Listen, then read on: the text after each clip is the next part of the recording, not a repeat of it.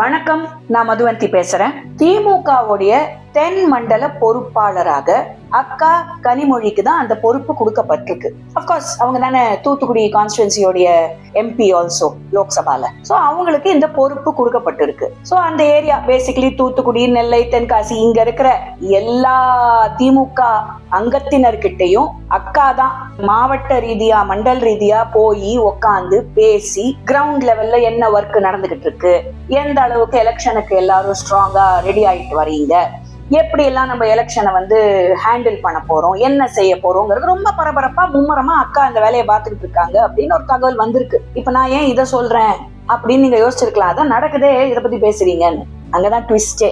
சமீபத்துல ஒரு 2-3 நாளைக்கு முன்னாடி அதே ஏரியாவுக்கு மாப்பிள்ளை சாரும் அனுப்பப்பட்டுள்ளார். யாரு? திரு சபரீசன் அவர்கள். அவரும் போயிட்டு இதே கேள்விகள், என்ன நடந்துகிட்டு இருக்கு, ஆட்சி ரீதியா என்னெல்லாம் மக்கள் சொல்றாங்க, என்ன மாதிரி ஃபீட்பேக் வருது, இப்போ எலெக்ஷனை எப்படி நம்ம ஹேண்டில் பண்ண போறோம், என்னெல்லாம் யுக்திகளை நம்ம கையாள போறோம், என்னெல்லாம் செய்ய போறோம், எப்படி இப்படிலாம் பண்ண போறோம், அவரும் அதே ஆளுங்க கிட்ட திமுக அங்கத்தினர்கிட்டையும் அங்க இருக்கிற வட்ட செயலாளர், மாவட்ட செயலாளர், இவங்க எல்லார்கிட்டையும் அவரும் போய் இதே கேள்வியை கேட்டுக்கிட்டு இருக்காராம். இப்போ அங்க இருக்கிற திமுக ஆளுங்க எல்லாருக்குமே பயங்கர குழப்பம்.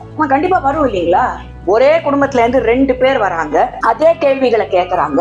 இவங்க இப்ப யார்கிட்ட பதில் சொல்லணும்னு தெரியாம குழம்பி போய் கிடக்குறாங்க. இவ்வளவு கன்ஃபியூஷனுக்கு நடுவுல இன்னொரு கன்ஃபியூஷன் வேற நடந்திருக்கு. என்ன நடந்திருக்கு? திருநெல்வேலியை சார்ந்த இந்த ராதாபுரம் அப்படிங்கிற ராதாபுரமை சார்ந்த திரு அப்பாவு அவர்கள், யாரு? நம்ம சபாநாயகர், அவருக்கும் அங்க இருக்கிற மாவட்ட செயலாளர் திரு கிரஹாம் பெல் அவருக்கும் பிரச்சனை வந்திருக்கு, பெரிய பிரச்சனை.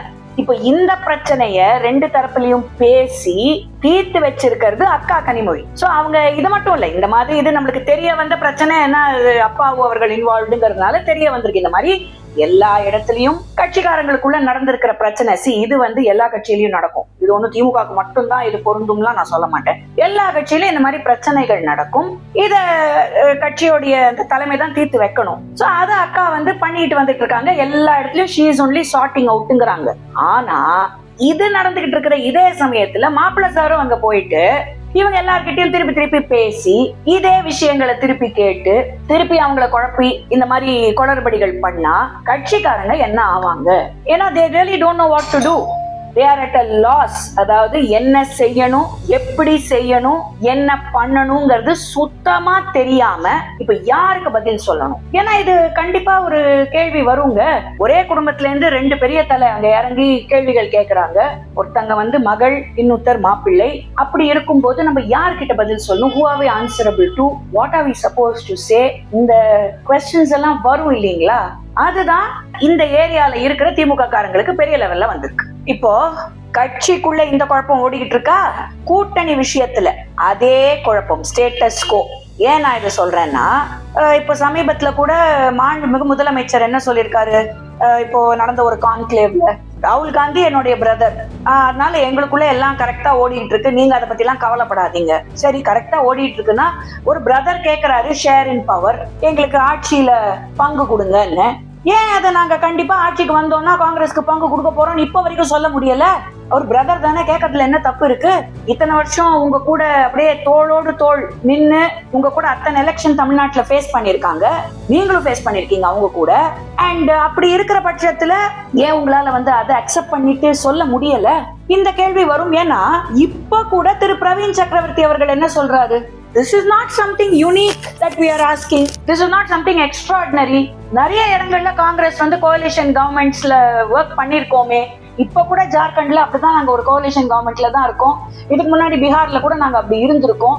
என்ன பிரச்சனை? இது ஒரு தனித்துவமா? ஏன் தமிழ்நாட்டுல மட்டும் அதை சொல்ல முடியலன்னு திரு பிரவீன் சக்கரவர்த்தி வேலிடா கேள்வி கேட்கிறாரு. இப்ப பிரவீன் சக்கரவர்த்தி அவர்கள் சொந்தமா பேசுறாரு அப்படின்னா இந்நேரம் மேலிடத்துல இருந்து அவருக்கு கண்டனம் வந்திருக்கணுமே. ஒண்ணுமே வரலையே, அவரு ஃப்ரீயா பேசிக்கிட்டு தானே இருக்காரு. அப்போ which means he is talking with the permission of the high command தானே நம்ம புரிஞ்சுக்கணும். ஏன்னா தேசிய கட்சிகள் எல்லாம் ஹை கமாண்ட் சொல்றத மீறி மாநிலங்கள்ல யாராலையும் பேசிட முடியாது. That's not how national parties work. So அப்படி இருக்கிற பட்சத்துல அவர் கேட்கிற கேள்விக்கு பதிலே வரலீங்களே, பதில் கொடுக்கலாம்ல.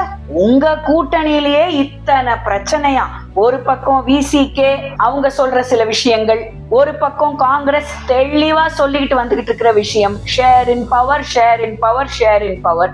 இதெல்லாம் எந்த மீடியாவும் ரிப்போர்ட் பண்ண மாட்டாங்க, யாரும் இதுக்கெல்லாம் விவாதம் நடத்த மாட்டாங்க. ஆனா எங்களுடைய அமைப்பு செயலாளர் திரு கேசவ விநாயகம் அவர்கள் he has been relieved from his post and he has moved on to another post. இது RSS என்னைக்கும் எப்பொழுதும் செய்யற விஷயம் தான். அவங்க தான் கொடுப்பாங்க அந்தந்த மாநிலத்துக்கு, அப்புறம் அவங்களே எடுத்துக்கிட்டு அவங்களுக்கு வேற பொறுப்பை கொடுப்பாங்க. இது நடந்ததுக்கு அத்தனை கேள்வி, அத்தனை டிஸ்கஷன். என்ன பிரச்சனை, ஏன் இந்த டைம்ல இப்படி பண்ணிட்டீங்க, ஏன் அவரை இப்போ நகர்த்தினீங்க, உங்களுக்கு என்ன வந்தது? அது ஒரு ப்ரொசீஜரல் விஷயம் நடந்திருக்கு.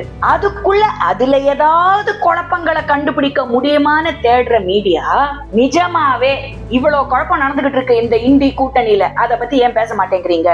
எங்களை மாதிரி சில பேர் தான் இதெல்லாம் எடுத்து பேசுவோம், அதுக்கு உடனே வந்துருவீங்க எல்லாரும் எங்களை ட்ரோல் பண்ண. I don't care.